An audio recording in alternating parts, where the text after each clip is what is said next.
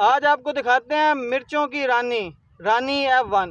इस वक्त मैं मौजूद हूँ वादी सोन में और ये फील्ड है हाइब्रिड मिर्च रानी F1 की जो मुहैया किया है ग्रीन गोल्ड एग्री सीड ने।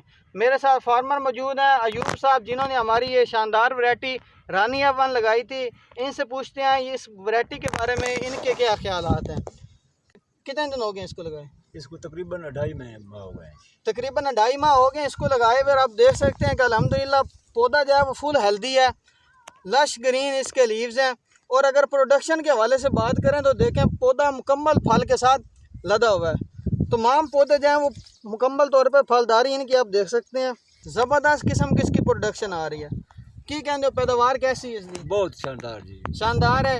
इसका साइज कलर किस तरह का है? रंगत इंतहाई अच्छा है और ये बाजार में 300-400 ज़्यादा जा रही है, ज़्यादा जा रही है दूसरे से, इसलिए हम कहते हैं जी ये है रानी की वजह से। जी जी, आप भी अगर मिर्च लगाना चाहते हैं तो सिर्फ और सिर्फ लगाएं रानी F1। Green gold is the dream gold.